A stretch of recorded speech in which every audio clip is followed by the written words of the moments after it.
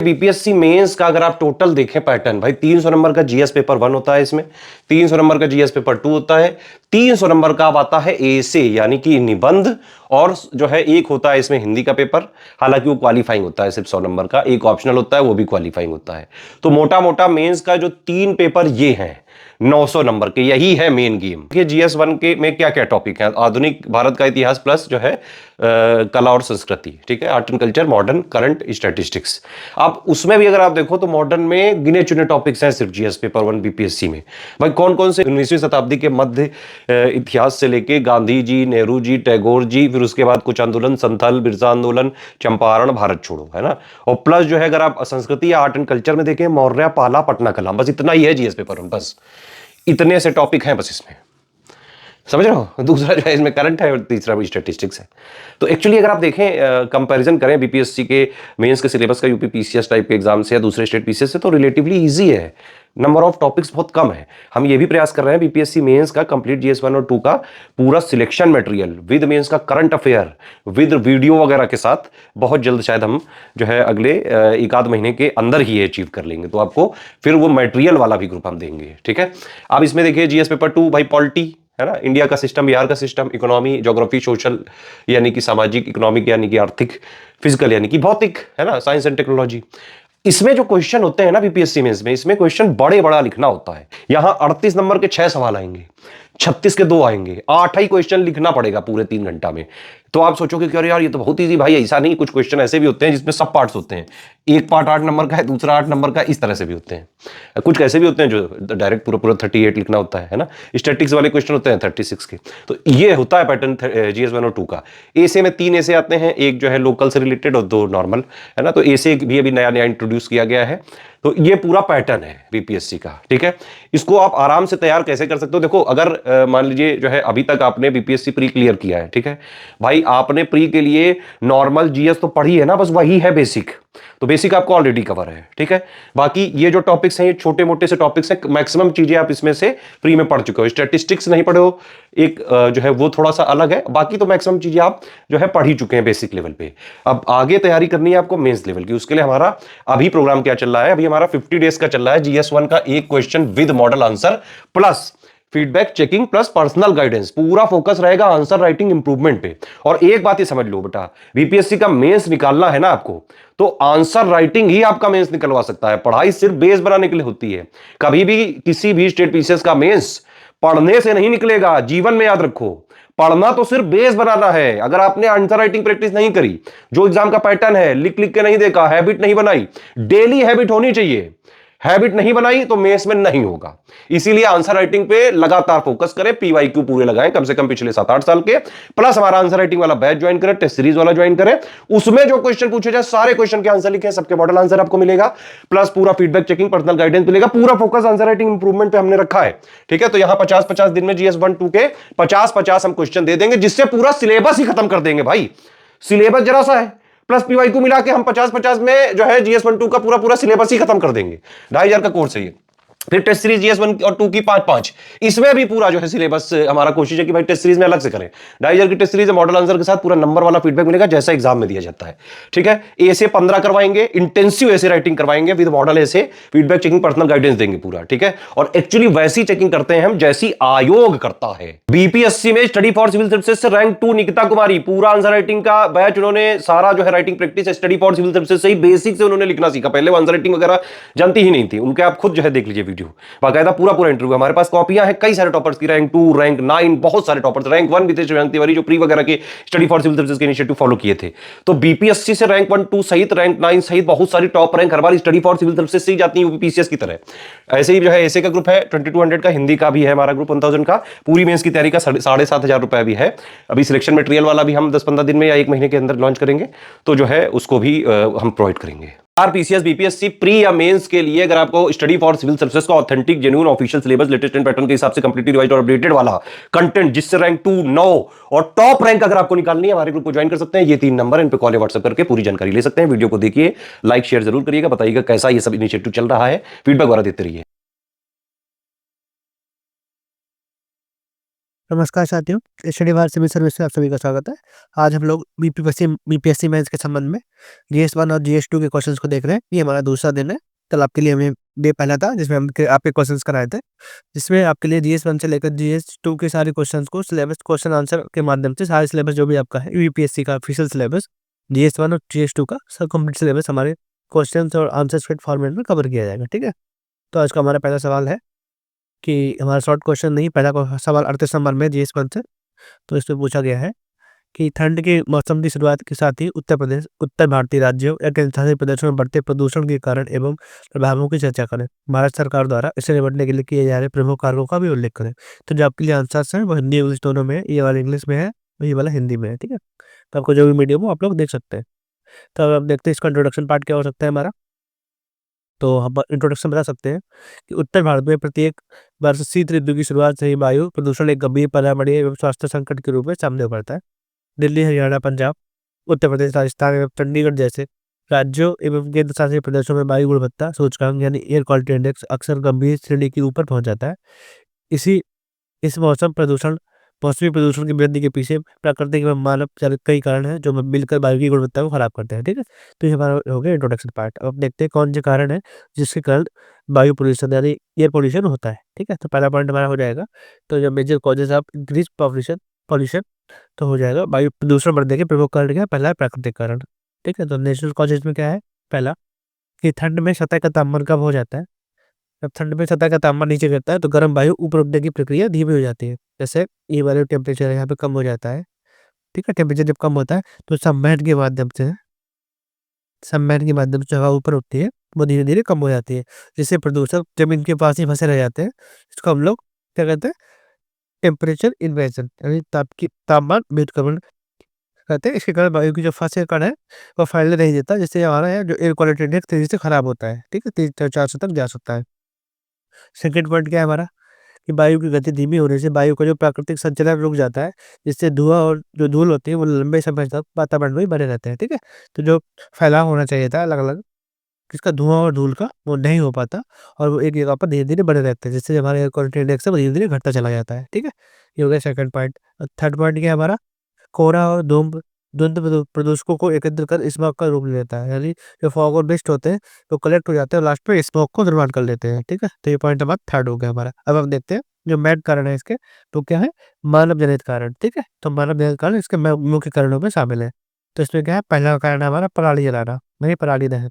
तो पहला क्या है? पंजाब, हरियाणा, पश्चिम उत्तर प्रदेश में जो धान की कटाई होती है, जब लोग धान की कटाई करते हैं, खरीफ की जो फसलें होती हैं, उसके बाद नवंबर दिसंबर के महीनों में खेतों में तो तैयारी के लिए किसान बड़े पैमाने पर पराली जलाते हैं। ठीक है, जैसे मान लीजिए आपने धान कटाई की।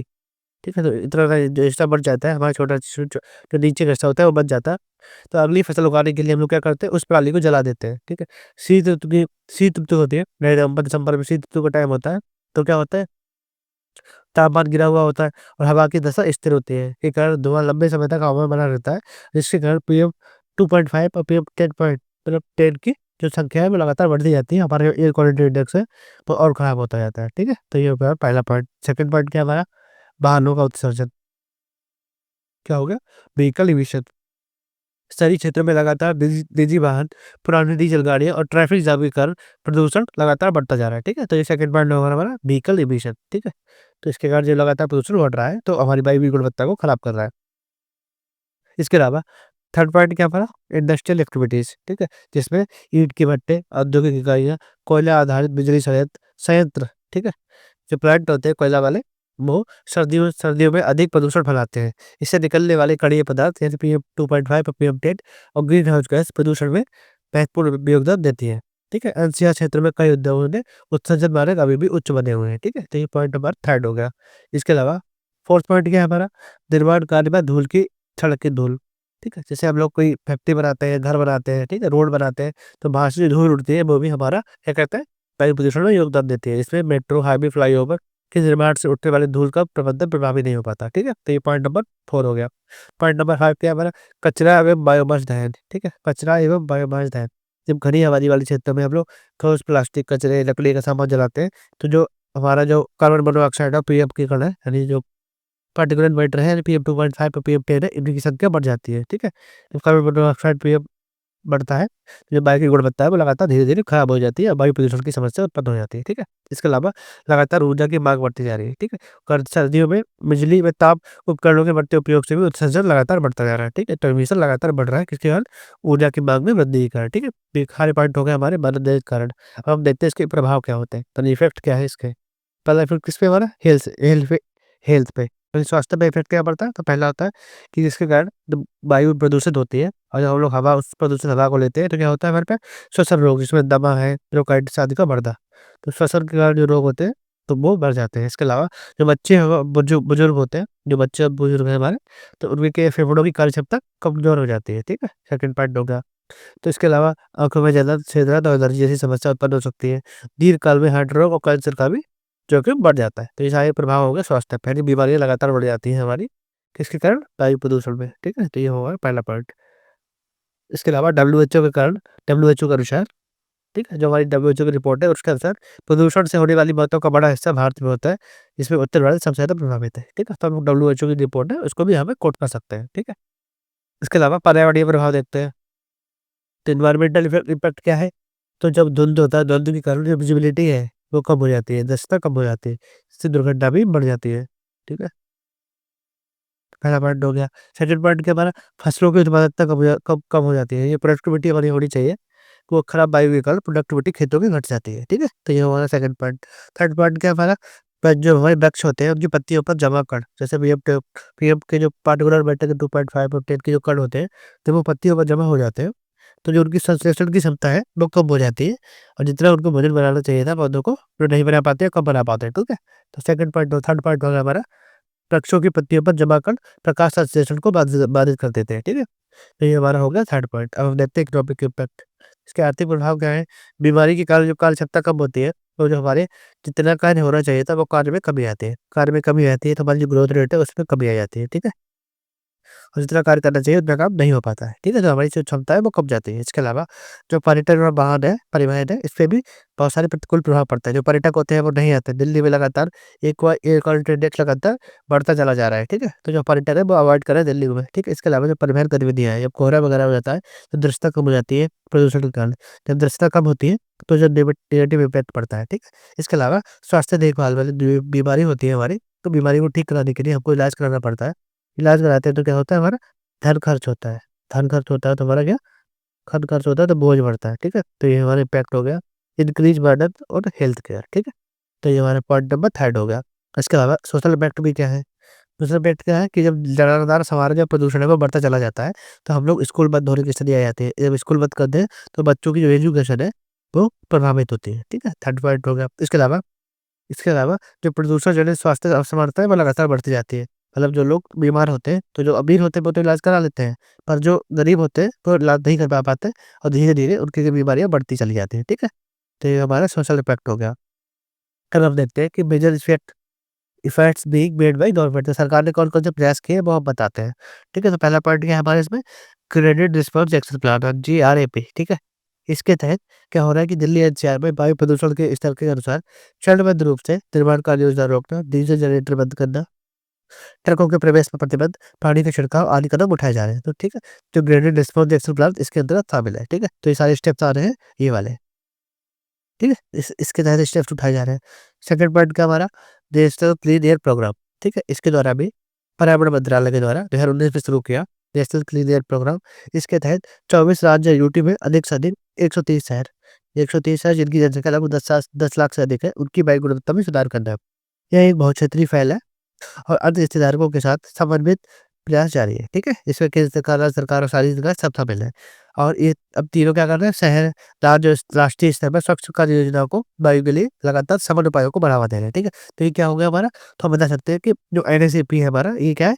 130 शहर है, 24 राज्य यूटी के, उनके माध्यम से वायु की गुणवत्ता को लगातार सुधारने का प्रयास किया जा रहा है, ठीक है? तो ये हो गया हमारा। इसके अलावा थर्ड पॉइंट क्या है हमारा? जो प्रणाली प्रबंधन होता है कार्यक्रम, उसके संबंध में नए प्रयास किए जा रहे हैं, जिसमें क्या है हमारा? Happy seeder, super seeder, smart cedar जैसी मशीनों के माध्यम पर सब्सिडी दी जा रही है, जिससे जो कटाई होती है वो लगातार जड़ से हो सके, ठीक है? तो ये हो गया हमारा इसमें संबंध में। दूसरा क्या है हमारा? बायो डिकम्पोजर का जब छिड़काव कर रहे हैं, तो जो पराली होती है उसका क्या कर रहे हैं हम लोग? डिकम्पोज कर रहे हैं, उसका विघटन कर रहे हैं, ठीक है? जब विघटन कर देंगे तो जलाने की आवश्यकता नहीं पड़ेगी, ठीक है? तो ये होगा पॉइंट नंबर 2। इसके अलावा हम लोग कस्टम हायरिंग सेंटर के माध्यम से, ठीक है, इसके माध्यम से जो मशीनें हैं उनको किराए पर उपलब्ध करा रहे हैं, ठीक है, चाहे हैप्पी सीडर हो, चाहे सुपर सीडर हो, इसको उपलब्ध करा रहे हैं कस्टम हायरिंग सेंटर के माध्यम से। अब राज्यों को वित्तीय सहायता भी दी जा रही है कि वो इस तरह की जो मशीनें हैं, ठीक है, इसको बढ़ावा दे सके, ठीक है। तो ये पॉइंट नंबर हमारा फोर्थ पॉइंट हो गया। इसके अलावा जो हमारे व्हीकल इमिशन के जो कंट्रोल है, जैसे मतलब बाहर उत्सर्जन नियंत्रण है, इसको भी लागू करें। जैसे हम लोग BS6 को लागू कर दिया हमने, यूरो मार्क जो होता है हमारा, BS6 को लागू कर दिया। इसके माध्यम से हम लोग सल्फर हुआ, फास्फोरस हुआ, जो अन्य जो प्रदूषण है हमारे, उनको जो कटौती है, इसके माध्यम से लागू की जा रही है, ठीक है। तो BS6 को लागू किया है। इसके अलावा इलेक्ट्रिक वाहनों को लागू कर रहे हैं हम लोग, ईवी वाहन को लगातार फेम योजना के माध्यम से आगे बढ़ा रहे हैं, ठीक है। कौन सी योजना? फेम योजना। इसके माध्यम से हम लोग इलेक्ट्रिक वाहनों को लगातार आगे बढ़ा रहे हैं और जिसके माध्यम से जो पेट्रोल और डीजल के वाहन है उसमें कमी आएगी, ठीक है। तो ये हो गया हमारा। इसके अलावा हम लोग स्क्रैपेज नीति को लागू कर रहे हैं। इसके माध्यम से पुराने वाहन है उसको कुछ सब्सिडी के माध्यम से स्क्रैपेज पे बदला जा रहा है। उसके लिए नए वाहनों को, चाहे वो डीजल हो या चाहे पेट्रोल हो, चाहे इलेक्ट्रिक वाहन हो, उनको प्रोत्साहित किया जा रहा है, ठीक है। तो ये हो गया हमारा point number 3।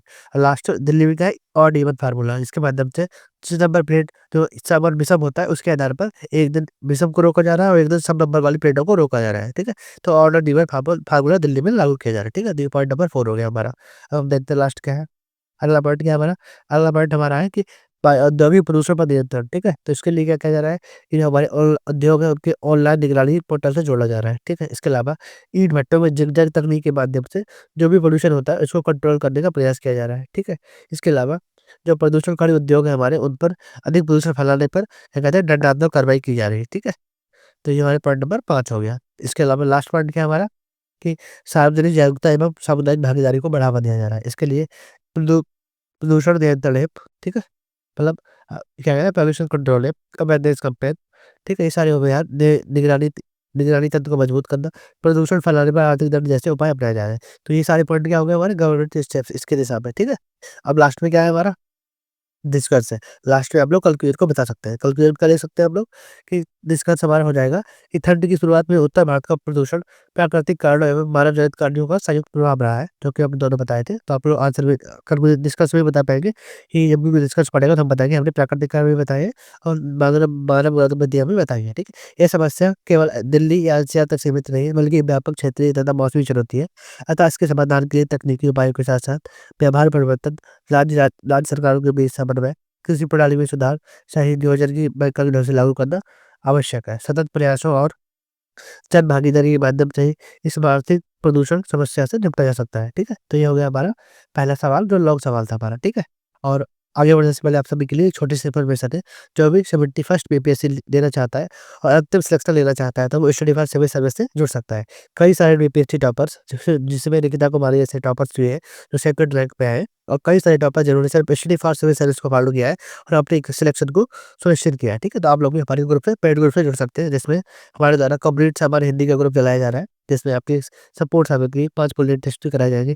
Complete answer feedback मिलेगा। हमारा 50 डेज का प्रोग्राम बीपीएससी के संबंध में है, जिसमें जीएस 1 और जीएस 2 कंप्लीट कवर किया जाएगा। आपके लिए जो भी हमारे कार्यक्रम है पेड वाले, तो हिंदी इंग्लिश दोनों भाषाओं में है, तो आपको मीडियम को लेकर परेशान होने की बिल्कुल भी जरूरत नहीं है, ठीक है। इसके अलावा हमारी जो बीपीएससी की टेस्ट सीरीज भी चलाई जा रही है, जिसमें जीएस 1 और जीएस 2 की टेस्ट सीरीज दोनों कवर है।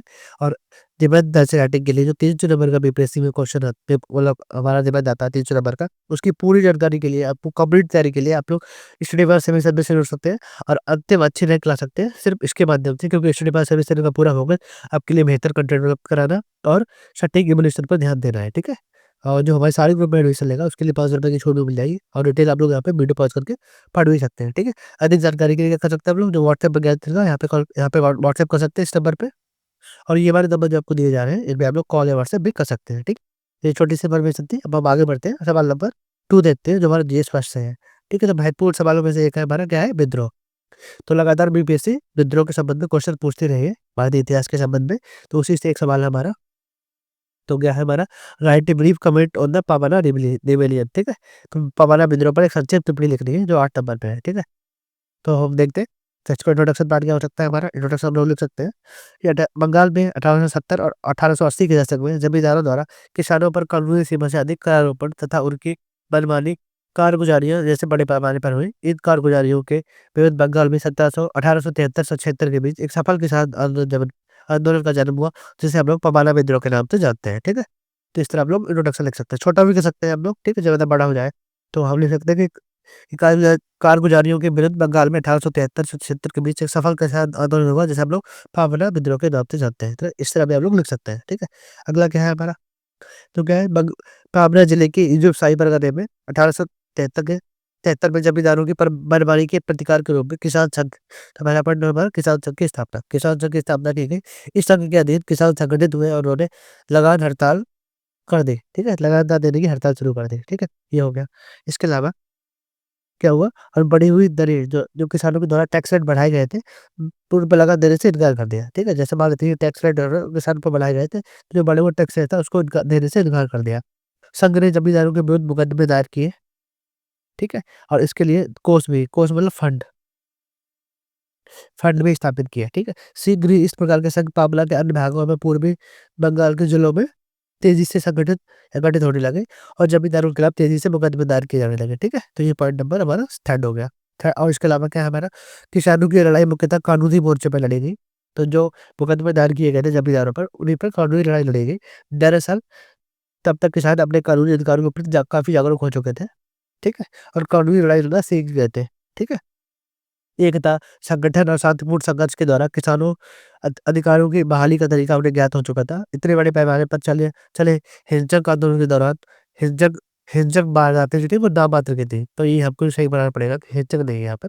इतने बड़े चल तो ये वाला जो वर्ड है हमारा इसको काट देते हैं। तो इतने बड़े पैमाने पर चले आंदोलन के दौरान हिंसक वारदातें नाम मात्र की हुई थी। मतलब हिंसा की प्रवृत्ति थी, वो जो वायलेंट इंसिडेंट थे वो बिल्कुल भी बहुत कम थे, ठीक है? तो ये पॉइंट हमारा हो गया। प्रायः अदालती फैसलों को लागू किए बाधा पहुँचाने में, प्रायः जब क्या होता है, जब अदालती फैसले बना लेते हैं कि अदालत ने फैसला सुनाया है, ये फैसला लागू किया जाना चाहिए, ठीक है? जब मान लेते हैं वो फैसला लागू नहीं किया गया, तभी किसानों ने लाठी का सहारा लिया, अन्यथा सारे जो मुकदमा था, यानी जो भी लड़ाई थी किसानों की, वो कानूनी मोर्चे पर लीगल तरीके से लड़ी गई और कानूनी कहाँ पे लड़ी गई? न्यायालयों में, ठीक है? न्यायालय के माध्यम से जमींदारों को कटघरे में लाया गया और उनके खिलाफ जो भी आरोप थे, उनको किसानों के द्वारा लगाए गए, ठीक है? और जब न्यायालय ने कोई फैसला दिया, उस फैसले को लागू नहीं किया गया, तब किसानों ने लाठी का सहारा लिया, ठीक है? तो जो हिंसा थी वो केवल निर्णय को लागू करने के संबंध में लागू की गई, अन्यथा हिंसा का सहारा नहीं लिया गया, ठीक है? तो इस पॉइंट को आप लोग ज़रूर हाइलाइट करके बताएँ, हिंसा का प्रयोग बहुत ही कम या सीमित रूप में केवल किया गया है, ठीक है? यद्यपि किसान विद्रोह था, उसका चरण 1885 तक चला, तब तक बंगाल काश्तकारी कानून, ठीक है? बंगाल काश्तकारी लॉज नहीं बना, यद्यपि अधिकांश विवाद इससे पहले ही निपटा लिए गए थे, ठीक है? और किसानों को उनसे ज़मीन वापस मिल चुकी थी। तो कानूनी जो लड़ाई लड़ी गई, उसके माध्यम से किसानों को ज़मीन वापस मिल चुकी थी, ठीक है? तो ये हो गया हमारा। इसके अलावा आप लोग डिस्कस भी लिख सकते हैं कि कई विवाद सरकारी दबाव और बीच बचाव से हल कराए गए।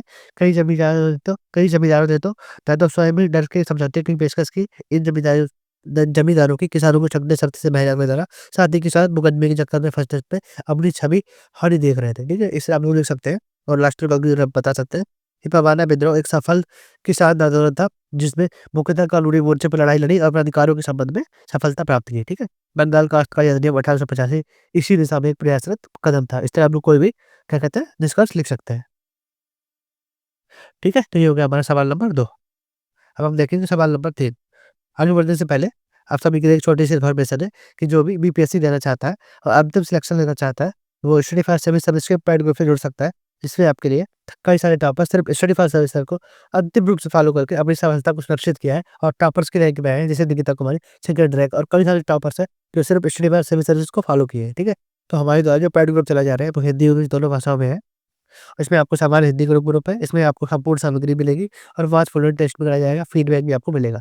इसके अलावा जो 50 टेस्ट का हमारा बीपीएससी का प्रोग्राम है, जिसमें जीएस 1 और जीएस 2 दोनों कवर किया जा रहा है। इसके अलावा बीपीएससी की जो टेस्ट सीरीज है, वो भी हम लोग चला रहे हैं। इसमें 5 टेस्ट आपके जीएस 1 से होंगे और 5 टेस्ट जीएस 2 के होंगे, दोनों भाषाओं में कंप्लीट रहेंगे, ठीक है? और इसके अलावा जो कंप्लीट ऐसे निबंध है हमारा निबंध की राइटिंग है, वो 300 नंबर का निबंध बीपीएससी पूछती है। इसकी कंप्लीट जानकारी, कंप्लीट आपका सिलेबस जो भी है, उसके अनुसार तैयारी कराई जाएगी और 15 टेस्ट हमारे हैं, वो आपको आंसर राइटिंग के द्वारा कराई जाएगी और जो भी आपका पर्सनल गाइडेंस है, वो भी मिलेगा, आंसर राइटिंग फीडबैक मिलेगा और दोनों भाषाओं में चेक कराया जाएगा, ठीक है? इसके अलावा आप लोग यहाँ पे पढ़ भी सकते हैं, डिटेल दी गई है और ₹5 की छूट भी दी जाएगी आपके लिए, अगर चारों जो हमारी चारों ग्रुप है, इसमें आप लोग एडमिशन लेते हैं, ठीक है? और अधिक जानकारी के लिए आप इन नंबर पे ये जो मार्च 11 का नंबर है, इसमें आप लोग व्हाट्सएप कर सकते हैं। इन नंबर पे कॉल या व्हाट्सएप कर सकते हैं और अधिक जानकारी पूछ सकते हैं बीपीएससी के डिटेल के संबंध में, ठीक है?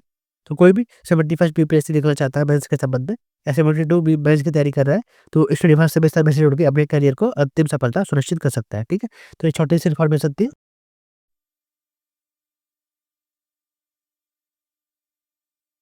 तो सवाल नंबर 3 है हमारा कि भारत वर्तमान में भारत जनसांख्यिकीय लाभांश की स्थिति से गुजर रहा है। ये भारत के लिए एक दो-धारी तलवार की स्थिति है। इस कदर की विवेचना करें, ठीक है? तो इंग्लिश में आपको दिया गया है, currently India is going through a state of population dividend. It is a too strict short situation for India, consider this statement, ठीक है? तो ये हमारा हो गया। अर्थ संबंध में सवाल पूछा गया और जीएस 2 से है, ठीक है? जनसंख्या संबंधी ये सवाल हमारा पूछा गया, बहुत महत्वपूर्ण सवालों में से एक है। तो देखते हैं सबसे पहले इंट्रोडक्शन क्या लिख सकते हैं। तो हम लोग बता सकते हैं कि जनसांख्यिकीय लाभांश क्या होता है, ठीक है? तो इसमें क्या हो जाएगा कि वर्तमान समय यानी भारत वर्तमान समय में जनसांख्यिकीय संक्रमण के उस चरण से गुजर रहा है, जहाँ युवा आबादी अधिक होती है। जब युवा आबादी अधिक होती है तो हम लोग उसको क्या बोलते हैं, पॉपुलेशन डिविडेंड, ठीक है?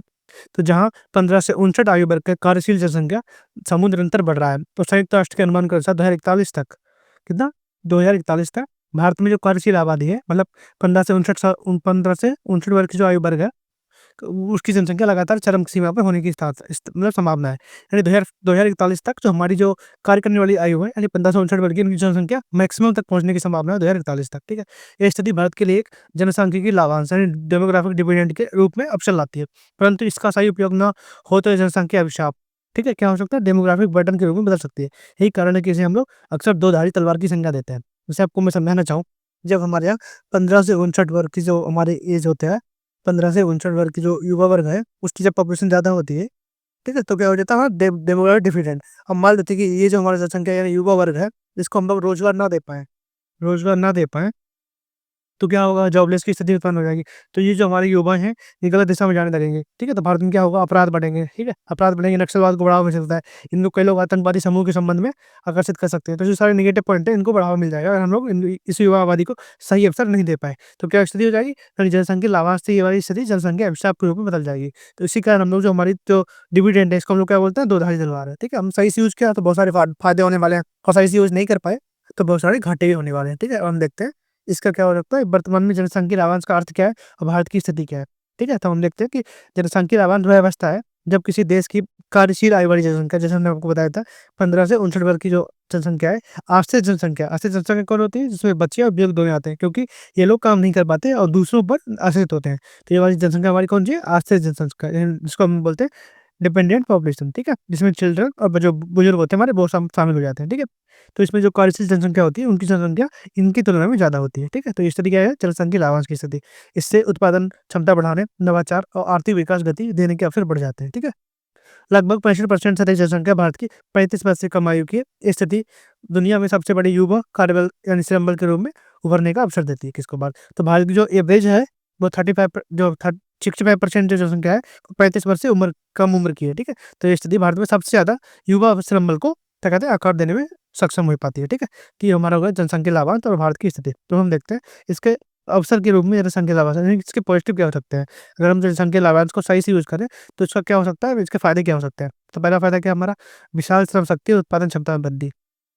जब युवा आबादी होगी, अब वो रोज़गार में शामिल होगी, तो क्या होगा, युवा जनसंख्या अधिक होने से श्रम, ठीक है? श्रम अधिक होगा, उत्पादन अधिक होगा, बाज़ार तीनों में ऊर्जा आती है, ठीक है? तो तीनों में वृद्धि होती है, जिससे हमारा जो विनिर्माण सेक्टर है, सेवा सेक्टर, सर्विस सेक्टर है, एग्रीकल्चर में संस्करण है, ग्रीन टेक्नोलॉजी जैसे क्षेत्रों में बड़ा श्रमिक आधार उपलब्ध हो सकेगा, ठीक है? तो ये हमारा पहला पॉइंट हो गया। सेकंड पॉइंट क्या हमारा, नवाचार और उद्यमिता को बढ़ावा देना। जब हम लोग युवा वर्ग है, उसको हम लोग तकनीकी सिखाएँगे, ठीक है? स्टार्टअप्स को बढ़ावा देंगे, हमारे स्टार्टअप्स युवा के द्वारा खोले जाएँगे, डिजिटल इकोनॉमी को बढ़ावा देंगे। तो इससे क्या होगा हमारा, जो भारत में इकोसिस्टम है स्टार्टअप का, वो लगातार तेज़ी से बढ़ेगा और भारत में नवाचार और उद्यमिता को बढ़ावा मिलेगा।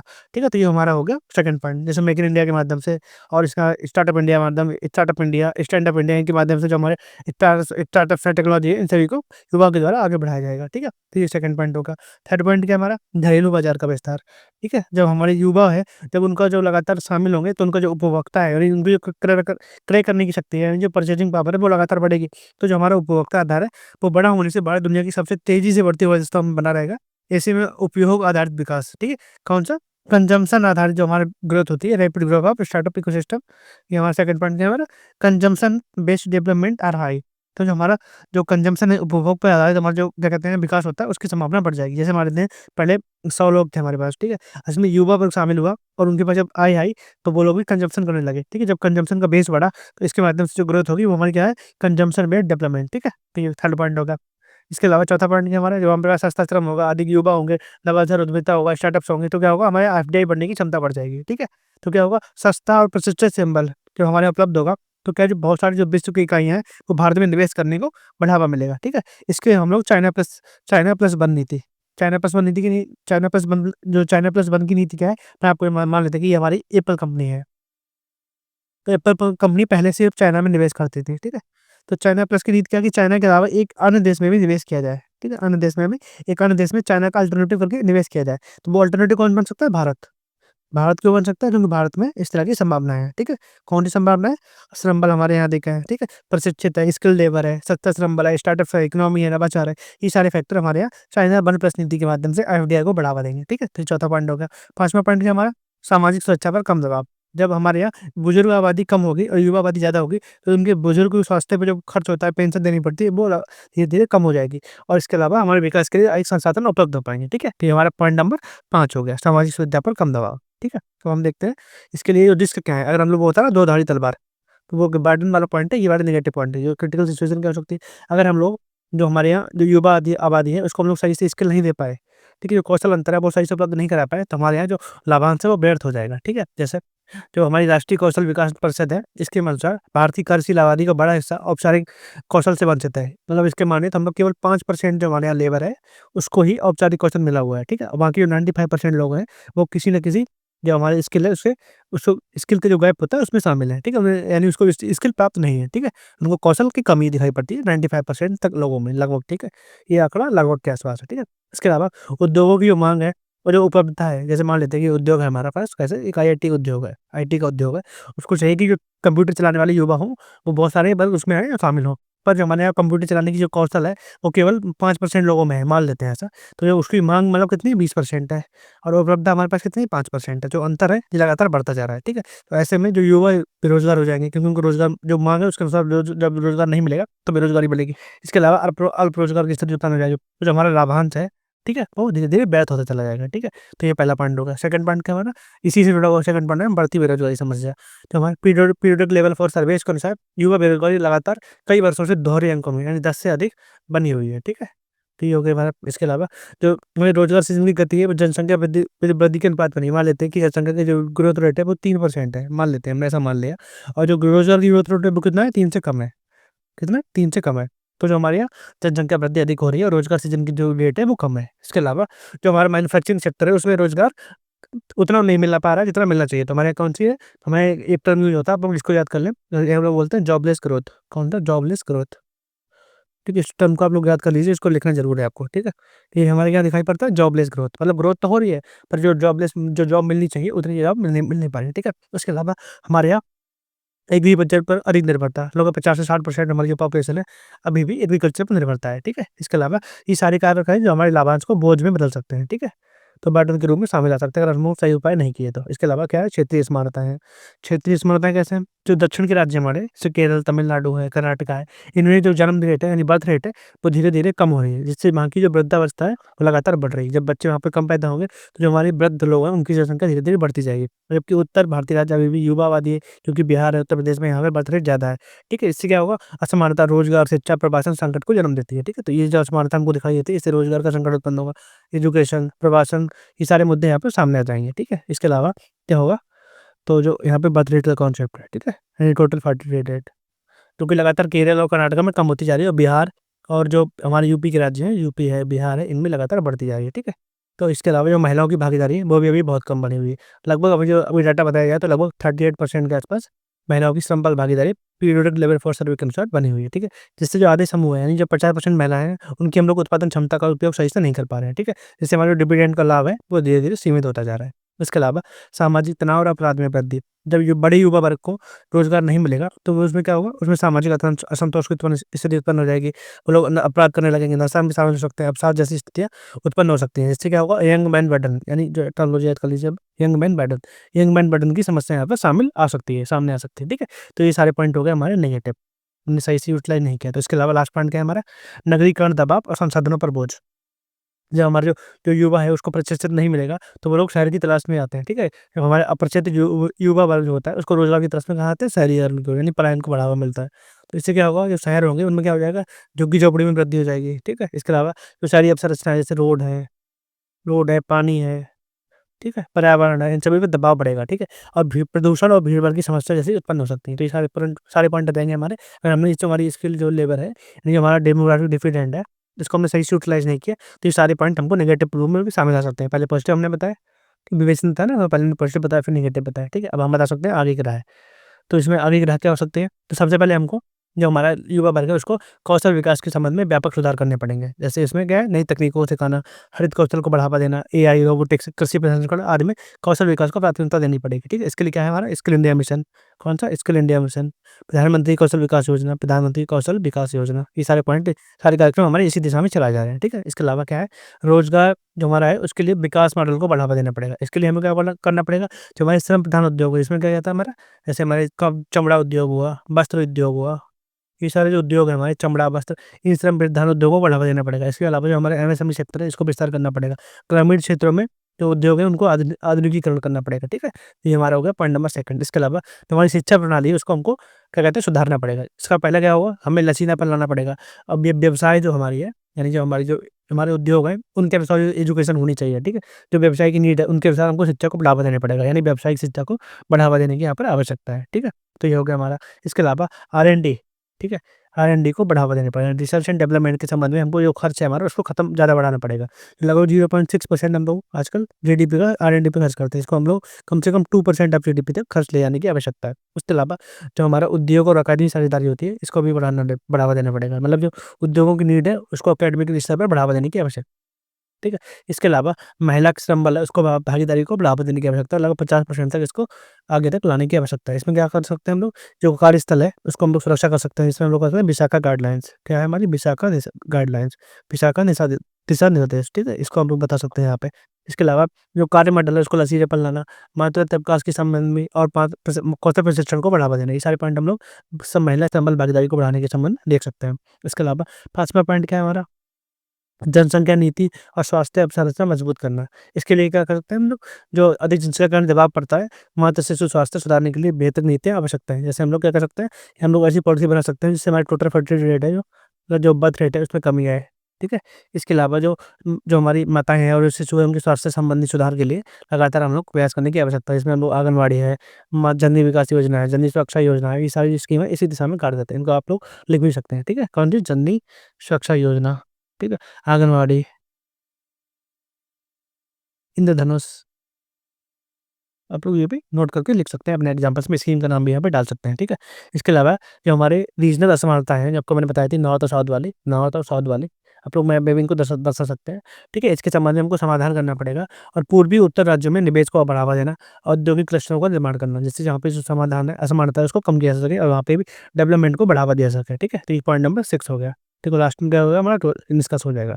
लास्ट में हम लोग डिस्कस बता सकते हैं कि भारत का जनसांख्यिकीय लाभांश वास्तव में आर्थिक वृद्धि का ऐतिहासिक अवसर है, ठीक है? परंतु हमें इसे रोजगार, कौशल और शिक्षा सुधारों तक सही दिशा ना दी गई तो यही जनसांख्यिकीय सामाजिक आर्थिक संकट का बोझ बन सकता है, ठीक है?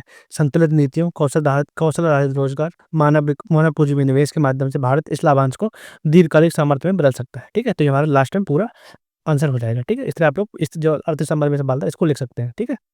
तो आगे बढ़ने से पहले आप सभी के लिए एक सूचना है, जो भी 71st बीपीएससी देना चाहता है और अंतिम सिलेक्शन लेना चाहता है मेंस के संबंध में, तो वो स्टडी फॉर सिविल सर्विस के पेड ग्रुप से जुड़ सकता है। इसमें दोनों भाषाओं के लिए सारी सामग्री उपलब्ध कराई गई, तो आपके लिए मीडियम की परेशानी होने की जरूरत नहीं है।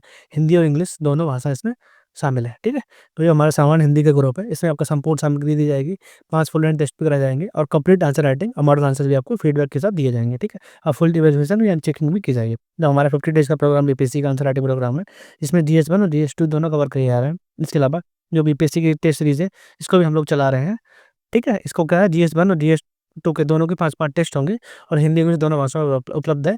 इसके लिए आपके जो आंसर राइटिंग फीडबैक है, वो भी एकदम रियल एग्ज़ाम जैसा चेक किया जाएगा और हमारा पूरा उद्देश्य क्या है, ये आपकी कॉपी है, जिस पे आप लोग आंसर्स लिख रहे हैं, उसको सटीक इवैल्यूएशन के माध्यम से आपको फीडबैक दिया जाए, आपकी जो भी कमियाँ उनको बताया जाए। तो बीपीएससी के कई टॉपर्स, ठीक है? कई टॉपर्स सीधे यूपीएस जो हमारे स्टडी फॉर सिविल सर्विस है, इसके पेड ग्रुप से जुड़े हैं और लास्ट लास्ट तक जुड़कर उन्होंने सफलता को सुनिश्चित किया और टॉपर्स की लिस्ट में शामिल आए हैं, ठीक है? तो ये हमारा हो गया बीपीएससी के संबंध में। और लास्ट हमारा क्या, हमारा निबंध लेखी का भी जो बीपीएससी में निबंध आता है 300 नंबर का, उसके संबंध में भी हमारे द्वारा 15 निबंध की जो टेस्ट है उसको कराया जा रहा है। और रियल एग्जाम जैसे बिल्कुल आपकी चेकिंग होगी और फीडबैक मिलेगा, पर्सनल गाइडेंस भी दिया जाएगा। ठीक है, ये दोनों भाषाओं में सब कुछ उपलब्ध है। आप लोग यहाँ पे वीडियो पॉज करके ये सारा पढ़ भी सकते हैं। ठीक है, और आपके लिए अधिक जानकारी के लिए जो गहन सर का नंबर है व्हाट्सएप वाला, यहाँ पे व्हाट्सएप कर सकते हैं। ये वाले जो नंबर है हम आपको दिए गए ऊपर पेड ग्रुप्स के लिए, तो इन पे आप लोग कॉन्टैक्ट के व्हाट्सएप कर सकते हैं। ठीक है, अब हमारे सभी ग्रुप में शामिल होना चाहते हैं तो आपको 5 रुपये की यहाँ पे छूट भी मिल जाएगी। ठीक है, अब उसको पढ़ भी सकते हैं ध्यान से।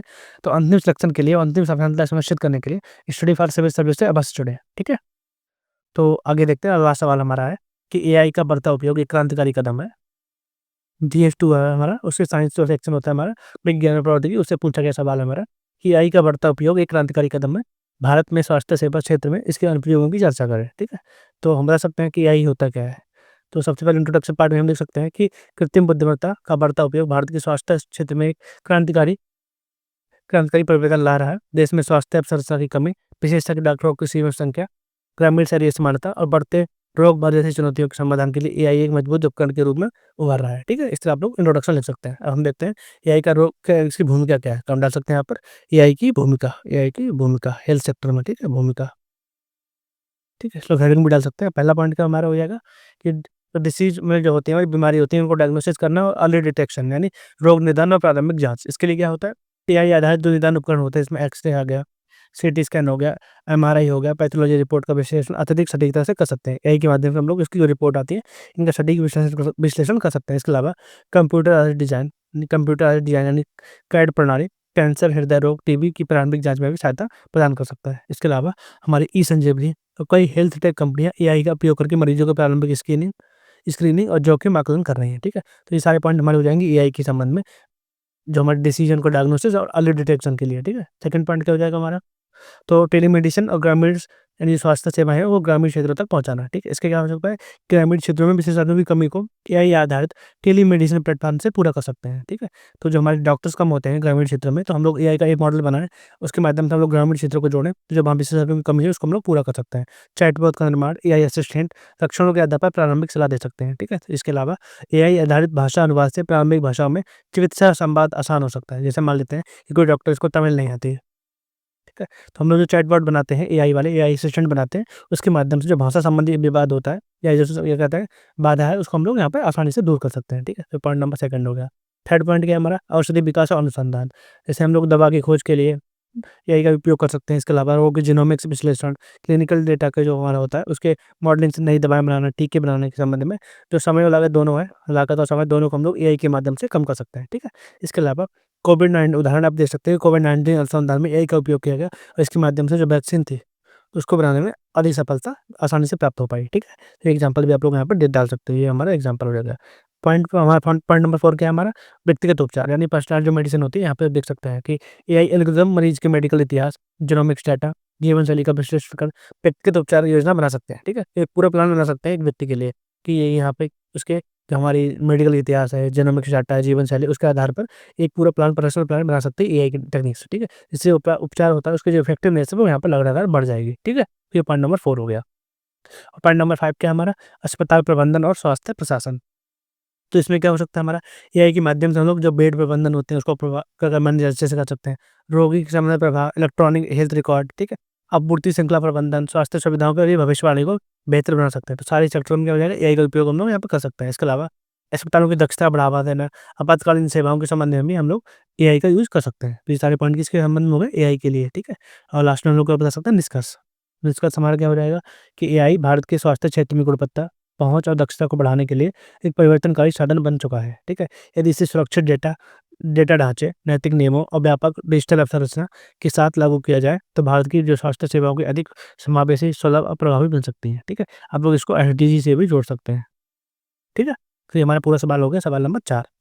ठीक है, इस तरह आप लोग लिख सकते हैं इसको। 7 या 8 नंबर में ये वाला आपका सवाल पूछा, ये वाला 8 नंबर में था, तो ये लोग आप यहाँ से लिख सकते हैं। ठीक है, और लास्ट में जाते-जाते अभी आप सभी की छोटी-सी इन्फॉर्मेशन है, जो भी 71 बीपीएससी लिखना चाहते हैं और या लिख रहे हैं, तो वो अंतिम सफलता के लिए स्टडी फॉर सिविल सर्विस के पेड ग्रुप से जुड़ सकते हैं, जिसमें आपके लिए सामान्य हिंदी की संपूर्ण अध्ययन सामग्री दी जाएगी, 5 full end test, answer writing, feedback, model answer सब कुछ मिलेगा। इसके अलावा जो 50 डेज़ का प्रोग्राम हमारा आंसर राइटिंग प्रोग्राम है, इसके माध्यम से हमारा पूरा फ़ोकस आपकी जो आंसर राइटिंग है, उसमें जो भी आपकी कमियाँ हैं, उनको बताना, सटीक इवैल्यूएशन करना और जो भी लगातार आपके संबंध में आंसर राइटिंग में जो भी है, उनको लगातार बताना, इम्प्रूवमेंट करना, जिससे आपका फाइनल सिलेक्शन हो पाए। ठीक है? इसमें जीएस 1 और जीएस 2 दोनों कवर किया जाएगा। इसके अलावा पीपीएससी की टेस्ट सीरीज़ हमारे द्वारा चलाई जा रही है। इसमें हमारे द्वारा 10 टेस्ट कराए जाएँगे और जो कि हिंदी और इंग्लिश दोनों भाषा में उपलब्ध होंगे। इसके अलावा आपके लिए personal guidance, model answer, feedback बिल्कुल रियल एग्ज़ाम जैसा होगा। कई सारे टॉपर्स सिर्फ स्टडी फॉर सेवा सर को फॉलो किया है और अपनी सफलता को सुनिश्चित किया है। तो आप लोग भी हमसे जुड़ सकते हैं और आप हमसे जुड़कर अपनी सफलता को सुनिश्चित कर सकते हैं। ठीक है? और हमारा जो पीपीएससी का निबंध राइटिंग होता है, एसे राइटिंग होता है, वो 300 नंबर में आता है। इसके लिए भी हमारे द्वारा एक ग्रुप चलाया जा रहा है, पेड ग्रुप है हमारा। इसमें 15 टेस्ट कराए जा रहे हैं। तो आप लोग यहाँ से जुड़ सकते हैं और इसमें फीडबैक, चेकिंग, पर्सनल गाइडेंस सब कुछ आपको उपलब्ध कराया जाएगा। और ये हमारा सारा कोर्स हिंदी और इंग्लिश दोनों भाषाओं में उपलब्ध है। ठीक? तो अपनी अंतिम सफलता के लिए स्टडी फॉर सर्विस सर्विस से जुड़ना बिल्कुल भी ना भूलें। अधिक जानकारी के लिए आप जो ज्ञान सर का व्हाट्सएप नंबर है, यहाँ पे लोग व्हाट्सएप कर सकते हैं। इन नंबरों पर कॉल या व्हाट्सएप कर सकते हैं। ठीक है? तो ये हो गया हमारा आज का सवाल और